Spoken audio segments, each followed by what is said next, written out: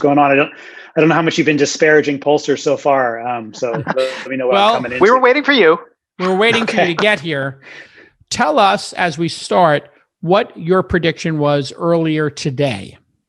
Well, we're very clear to say that we're doing measurements, not predictions. Okay. That said, the measurements that we were doing clearly pointed to Biden advantages across the board. But so far we have no surprises. We had Florida had been Trump +2 basically all week, going to dead even, coming into election day itself. We don't know where the final votes will be. Most analysts think that it's in Trump's camp. It may end up there, but it's super close. We had Georgia close. We had North Carolina close. And North Carolina had been closing. It had been a big Biden lead. It was down to under 2 points with the Senate, kind of even closer than that in some of our data.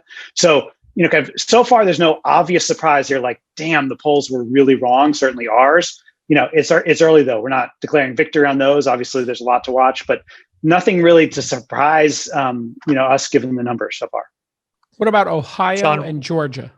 So we had Ohio pretty consistently in Trump's camp. We had him up 4, so it's trending that way now. We had it as close as 2 points for Trump. I mean, again, I haven't mentioned the word margin of error. That's in my professional obligation and duty to mention it. It's around 3 points, I believe, 2.5 in Ohio. So close, but we always had it in Trump's camp. Again, Biden, that wasn't part of Biden's, any of the paths to victory that the campaign was counting on.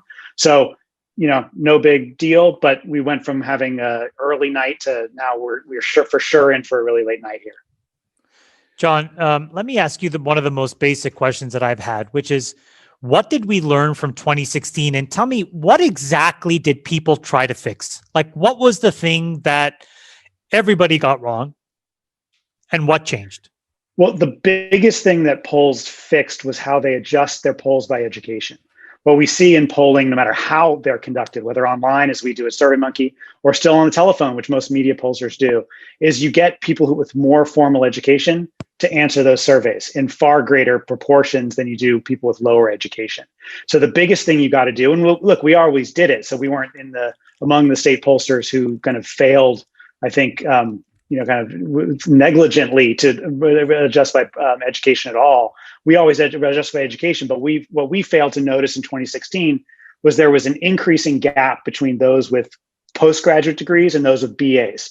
They've always been both a pro-democratic group, but the gap in 2016 was abnormally large. A fix to our polls, which I just point out were actually standouts in the upper Midwest in terms of showing it as a close race, not clear Clinton victories. We broke apart postgrads and grads into 2 distinct categories, and that released kind of about 1.5 points of unforced error in our polling for 2016. So that's fixed. We've used it to good effect. Again, this time around, we weren't showing what all the other national polls were showing. We've had this between a 4 and 6 point national lead. Again, we'll get quickly into why national results don't matter, but you all know that all too well. Everyone knows that all too well. But we've had it kind of more narrow, and that plays out in the states that I mentioned. We had Florida tied, not a 4-point Biden, 5-point Biden advantage elsewhere. But we'll see how it plays out in the Midwest. We also had Wisconsin. What was our final margin there? I think it was, kind of 9.5 points, not the 17 points that you saw from my former colleagues at the Washington Post and ABC News. So we've always had it a little bit tighter, but it plays how it's going to play out in these states. And so far, no surprises, but the night is early and I have a healthy dose of pollsters paranoia. Chamath, I don't know if that answered your question well enough, but that was the main thing people did. It's really helpful. But now take off your pollster, measurer, chief research officer hat for a second and put on just the American hat. What does it mean when, we had effectively a repudiation of the establishment in 2016, and despite everything that's happened over the last 4 years, we may be on the brink of another repudiation again. If where you're there to measure the pulse of what's going on, but less in sort of measurement speak and just more in just plain American English speak, John, what's going on if this happens again? See, you're absolutely right. There's something major. I would also like to caveat it. We are looking once again at if Trump wins, it's because of the Electoral College. Like, he is going to lose the popular vote. there's still far more Americans and American voters who voted today and, kind of over the past several weeks who would prefer Joe Biden to be president. So again, we can't characterize with a broad brush the American voting population when this is about, effectively, I hate to call it a quirk, but this is about our system of vote tallying. And the president, but to pull back your point about kind of there is something major here, the fact that many people, some of us might be friends with, can't understand why this isn't a 100-0 race, fail to understand that the president's base isn't small. It is, we've had it 44 to 46% approving of his job performance for many years now. Like, he has a completely durable, solid floor. He also has a high ceiling, right? So he was never going to win the popular vote this time around, but he had a chance at that electoral, squeaking out another electoral college win because he's been so stable. This is a president who, kind of, Trump now head in NC. Thank you for the chat window. So I think you're right that we need to understand more about what is the componentry of that 45% that they would support Trump when the other 55% are so dead set against him and see it as something really wrong with the country. So we still have 2/3 of the country. Oh, go ahead. No, what have you guys done to, though, understand the people that are voting for Trump better? Because I think that they are protesting, and they're protesting a lot. And I think that, if we didn't listen to them in 2016, I think it's almost criminal to not listen to them in 2020. So what are they saying? What are they rejecting? Or what is it that they want? Because at the end of the day, I think his incompetence can't really be debated. Competence versus incompetence. I think what we can debate is he's a vessel. And in that, I think that it's incredibly important what's happening, irrespective of what happens today, because we were supposed to walk into a landslide. We're not. As you said, we're going to be in a nail biter. What are they using him as a vessel to communicate to everybody else? That's a really good question. I mean, some of that will depend on, a closer analysis of the surveys, ours, where we talked to more than 1 million voters, and the exit polls that are being conducted by 2 separate organizations today. But what are the storylines that come out of the election? One of the things that's being reported early is there's a much tighter Hispanic vote in Florida than many early polls, predicted. How will that play out as we start to get votes, coming out in Texas? How will it be in Arizona? Is Arizona looking positively for Biden and Mark Kelly in the Senate, in Arizona? Kind of, is it really Hispanic votes that are driving some Trump strength in these states? Or is it the obsession that the news media has had for the past 4 years around the kind of Trump middle-aged white male voter with less than college education who has been displaced by technological and industrial trends over the past 20 years? I think it's going to depend on what that voting coalition looks like for Trump.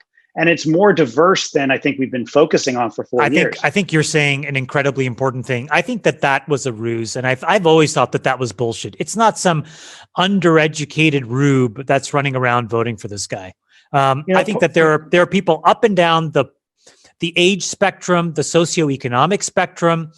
And this is what I mean by he has become a vessel for so many different messages. And I think we really have to start figuring out what the hell these messages actually mean, because if Biden loses, to your point, maybe in Florida, it's a repudiation of socialism. Okay. But in Pennsylvania, it's going to be something else. In Michigan, it's going to be something else. In Ohio, it's going to be something else for him to keep winning. Right. And I just don't think that there's a consistent idea. And it's very dismissive to say that. I'm not saying you are, but I'm saying, that idea that it was an out of work ex-factory worker, in rural Ohio that was protesting. This is going to be much bigger than that, because even if Biden wins the popular vote, until we figure out how to rebalance the electoral college in a completely, new way, or just get rid of it altogether, we're going to have to live with understanding how some folks in these extremely pivotal states are pushing back. Are they pushing back on political correctness? That's one thing that I've always thought. I think that there's a huge vote here against cancel culture, absolutely. All of that stuff. Absolutely. Absolutely. Cancel culture and lockdowns. I think those are the underreported. Lockdowns are one of the biggest drivers for. No, go ahead, John. Go ahead. John. No, I was going to say one of the components here that we have to pay a lot of attention to is gender. right? Kind of, the storyline for a long time, and when you think about, kind of Republican Democratic politics, is that, when you talk about Black voters and Hispanic voters, talking about them as if they're monoliths. What we have seen consistently over the course of the year is that Trump does much better among Black men and Hispanic men than he does among Black women and Latinas. And that is just kind of like, whereas Black women are 95.5, he nears 20% among Black men. It blends into the 90-10 we've always seen. Look, these are measurements. These are measurements. Absolutely. I don't think they're telling you the whys of anything. And I think for the whys, you have to go a lot deeper. I mean, first of all, let's talk about the lockdown issue. Can we just pull up that tweet, Nick? I mean, so this is what I said back in May. This was like months ago before the election even hit.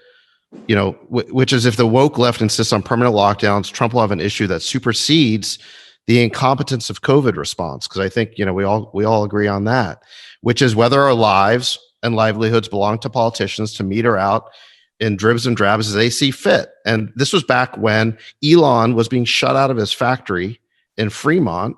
And then there was this hairdresser named Shelley Luther in Texas, who was basically put on trial for opening up her hair salon, and the judge wanted her to grovel and beg for forgiveness. And this was the beginning of the rebellion over lockdowns. And it was so obvious back then that lockdowns weren't going to fly. They weren't sustainable. They were too politically unpopular. They weren't going to work. And by the way, if it was a cause that the left agreed with, like, a BLM rally or something like that, then you were allowed to do it. It was that whole standard around, doing things that were essential. And so, this insistence on lockdowns, even after the public had really repudiated them, I think was a major issue for Trump. And it was crazy to me that Biden was still insisting on lockdowns, still. I mean, that is his official position. I don't think it's the only reason why he's in trouble right now, but I think it's a big one.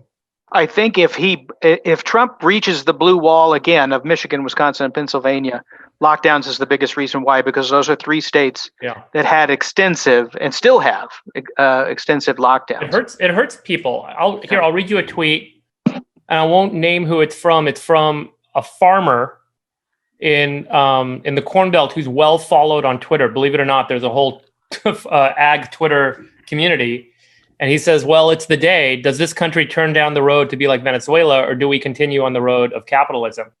And he's had this acute feeling that he's kind of vocalized on Twitter for months now on how painful the lockdowns have been on him and his family and his business and on the community. And it just feels like overreach to a lot of people, that the recognition that the left might be using to justify the decision is just not there. That the impact, the near-term impact that folks are feeling is what's there. And that's driving a lot of behavior right now. Boys, all markets are now up. Everything is green. Dow futures, S&P 500 futures, NASDAQ futures. Oil is up, gold is down. And Chamath, there were some guys that made some heavy bets against the dollar going into this, thinking we were going to have massive inflation with Biden policy coming up, and some big fund managers that went really big on shorting the dollar this last week, and the dollar's up right now. Yeah, the dollar. By the way, we should make sure at some point tonight to talk about these very important Senate races, because it's not just Trump versus Biden. There's also a bunch of Senate races. Hickenlooper won in Colorado. But there have been some of the Republicans who look to be in big trouble, like Lindsey Graham, have pulled it out and have won. And so it's looking like the Senate is still very much in play. I would say as big a favorite as Biden was, the Senate shifting from Republican to Democrat, I'd say that was considered as equally big a favorite. And that may not happen now. So we should make sure to talk about that at some point. North Carolina right now is 49.8% to 49% for Biden, 2.6 million versus 2.58. Ohio is at 2.4 to 2.2, 52% to 47%. Trump is beating Biden. I have a question for John Cohen. John, let's go back to sort of your understanding as you've been measuring different trends. Have you measured people's sympathy towards lockdowns on a state-by-state level? And then second question is, have you measured people's sympathy to cancel culture at a state-by-state level? And by the way, you're on mute, so if you want to just take yourself off. Yeah, thank you. We have not done anything on cancel culture. We've done a lot on the coronavirus. We've been tracking that actually in 3 countries since mid-February, and we have a state-by-state look. And what's interesting is we asked the question, like, is this primarily an economic issue or primarily a health issue? And those two have been running neck and neck. But the health, you kind of more people on average say it's a health issue than an economic one. Trump supporters overwhelmingly say the crisis is one that's financial, not health related. So there's always been that, but it's been like a 45-55 gap there. So we've been measuring it state by state, but there's a solid core of people, and it gets to David's point about why. What are they focused on? What is affecting them and their pocketbooks? It is the lockdowns and the kind of clamping down, and what is this economic crisis? Not a healthcare one, even though that's what we all say that they should follow. There was a fantastic line that the Democrats coined, which essentially said something to the tune, Saxipoo, you'll tell me if I get this wrong, but it was socialism for the rich and rugged individualism for the rest of us, is essentially sort of their grab bag phrase for this election cycle, and sort of to frame a lot of policies. But when you have in these states, again, if we say this cuts along socioeconomic lines, but then maybe bleeds into college and even, graduate level educated folks, is there a vote here for rugged individualism and just leave me the fuck alone? There certainly could be. I want to go back to what David said about measuring versus the why, because I mentioned gender to point out a big difference that we're seeing across racial groups, across the levels of education. But we're polling every day. So you guys have the right why question, send it to me, send it to Xander. We'll ask it. We polled 9,000 people today on, kind of their willingness to accept the results. And so we'll be putting that out, tomorrow. We'll have an exit poll running every day from here on. Certainly until we get a result. So you have the question you want to ask, send along. We'll get you the data at the state level. All right, John, we very much appreciate you coming on the pod, and we will be checking SurveyMonkey's amazing data as we go. I'm going to switch now and just John, thank you, and Xander, thanks for hooking that up. Thanks, John. Thanks, guys. Thank you. And we'll have some more bestie guesties coming up, some fan favorites from the Twitter and the post.